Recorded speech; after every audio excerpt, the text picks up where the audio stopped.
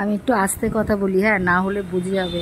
দেখতে পাচ্ছেন এই যে বাচ্চাটা আমাদের দোকানে কাজ করে। এখন দোকানে একটু ফাঁকা বলে তার জন্য ও কী করেছে, ফোন ঘাটছে। আর ফোন ঘাটা কী দিয়ে ফোনটা ঘাটছে, ওর অ্যাকচুয়ালি ওর ফোনটা খারাপ হয়ে গেছে, তো এই মুহূর্তে ফোন কিনতে পারছে না, তার জন্য ফোনটা কী করে মানে চালাচ্ছে শুধু দেখবেন। চলুন আমি একটু সামনে যাই, দেখুন। হ্যাঁ,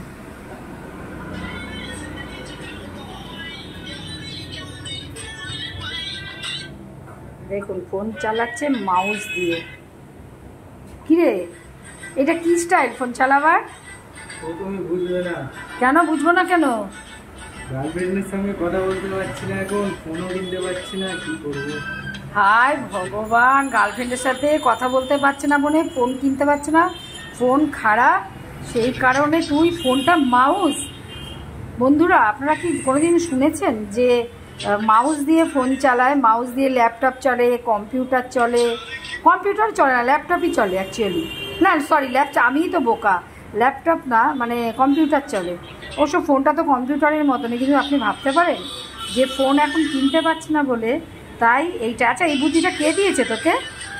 ও বলা যাবে না। একটু জোরে বল, জোরে বল, তাকা, মুখটা দেখা। বলা যাবে না। দেখেন এইটুকু বাচ্চা, কি বয়স ওর?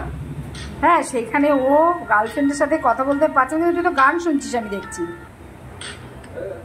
গার্লফ্রেন্ড এখন নন নেই তাই? হাসি দেখা, হাসি। এখানে এসেও বসে পড়েছে ফোনটা নিয়ে। দোকান দিয়ে তাড়িয়েছি, আমি গেছি, লজ্জা করছে। তার জন্য দেখুন কি সুন্দর হারে মানুষের মাউস থাকে টেবিলে, হ্যাঁ, কম্পিউটারের সাথে মাউস থাকে, দেখুন ফোনের সাথে মাউস চালাচ্ছে। মানে বুদ্ধিটা কি দেখেছেন?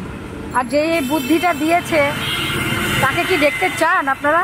দেখাবো কি না? আপনারা কমেন্ট করবেন, তবে আমি তার ফটো আপনাদের কাছে দিয়ে দেবো, অ্যাড্রেস, ফোন নাম্বার দিয়ে দেবো। যদি ফোনের কিছু হয় নিয়ে আসবেন, সে এইভাবে আপনাদের হেল্প করবে যাতে আপনারা গার্লফ্রেন্ডের সাথে কথা বলতে পারেন।